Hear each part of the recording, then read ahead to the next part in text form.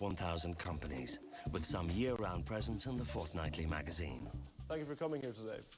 We are Glenn Cullen Marketing, and we are here to present a 12-month print media strategy for the Big Red Books in conjunction with the Business and Finance magazine.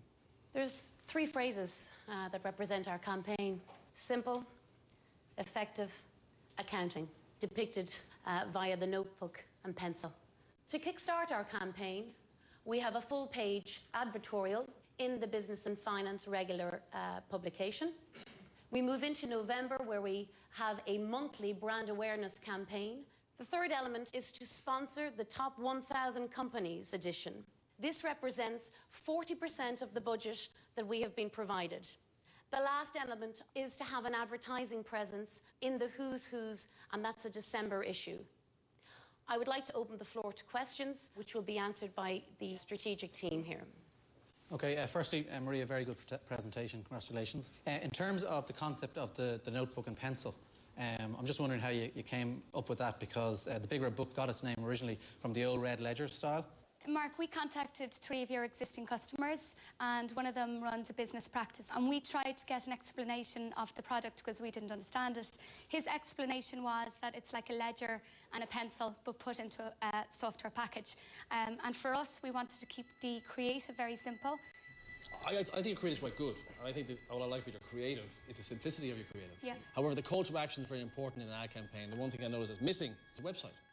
To me, a website, or to our team, would be very key to it. For us to use it once in the actual bigredbook.com was enough to receive the €200 voucher. So key to this campaign was actually the website. Why did you specifically aim at the top 1,000 companies? I'd like to know what market research you did on the profile of Big Red customers, because they wouldn't be in the top 1,000 companies. Mark, good question. We're not targeting them companies specifically. We're targeting the reader that's searching for information about them companies. Cleaners looking for cleaning contracts, stationers looking for stationery contracts. They're using that as a Bible to do so. The Big Red Book is an Irish company, and I didn't see anything being mentioned about that. I think it was a very strong association that we're sponsoring the top 1,000 Irish businesses. But the fact that the Big Red Book is an Irish company. Good point. I don't think it was necessary to. We were targeting the Irish businesses. Yeah, ladies and gentlemen, thanks very much for your time and your attention. And we hope you found our strategy interesting, and we hope you think it's simple and effective. So thank you very much. Thank you. Thank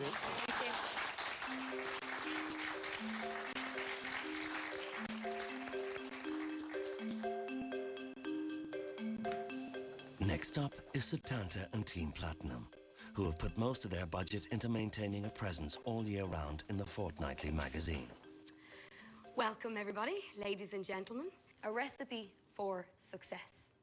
You'll see in our advert here, we've used the image of a piece of cake. What does a piece of cake say to you? It says, this is not a difficult task. We can do this.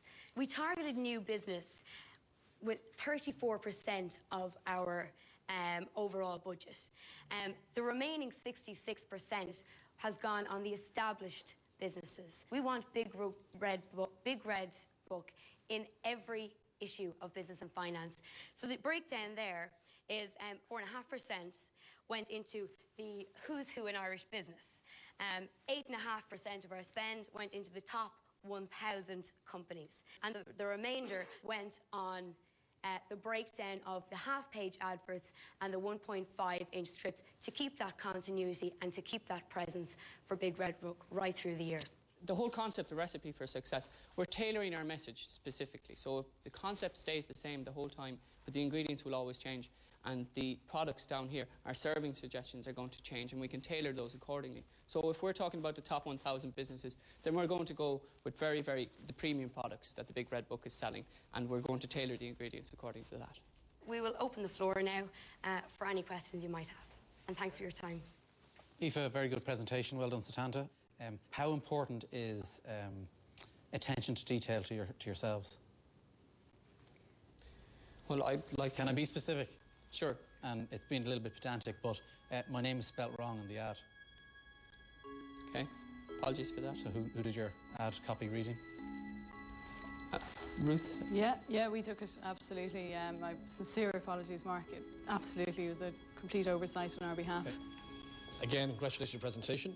I wasn't too sure whether it was a cookery programme or a software package you were selling me for a second there. I'll compliment you by saying I think your strategy, from a spend perspective, is pretty much bang on. I think your ad copy is all over the place. I just don't get the extraordinary use of one image and the less use on the key text which should be selling to me the product.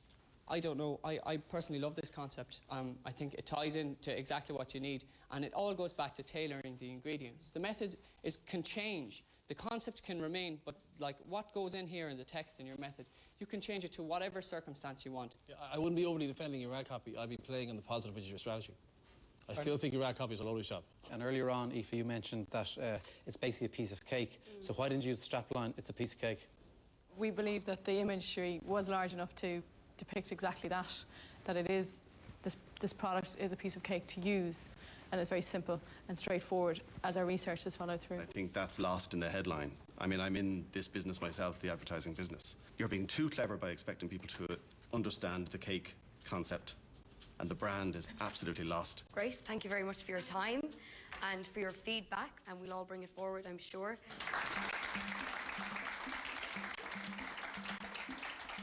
Yeah, they grilled us. They really did grill us.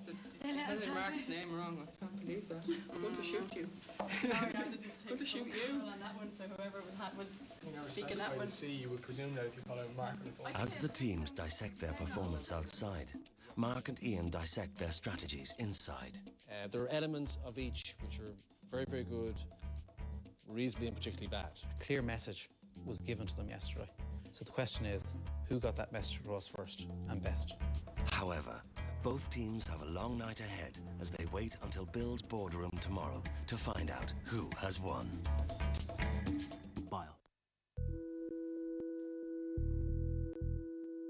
I think my star is definitely on the rise here, and I've seen people become weaker candidates or become status quo candidates. There was a mistake in the actual spelling of Mark's name, and at the end of the day, Ruth had signed off, so that was something that she let slip. I think I'm completely underestimated in this house, and I love it. I'm giving people responsibility, and if they can't stand on their own 2 feet, I'm not going to try and stand on their feet for them. You can go in now. Aoiffe started throwing a hissy fit because she had to do the one job that she'd been delegated. You don't step up to do a job that you're not going to pull through on and let your team down. So I just think maybe a bit of a spoiled brat in there. The weakest on this task was Geraldine. She doesn't have anything to contribute at all.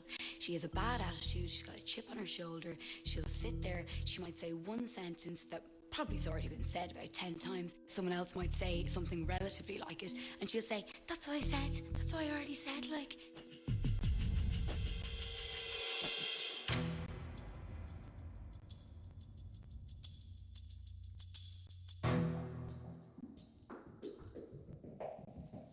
Platinum, Cullen, good afternoon.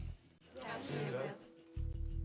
This week, I tasked you to develop a 12-month advertising campaign in Business and Finance magazine for the Big Red Book. So, Platinum, who was your project manager? Setanta. Setanta. Jackie said there were some weaknesses on your team. Is that right? Well, Bill, as project manager, I'm going to stand fully behind my team.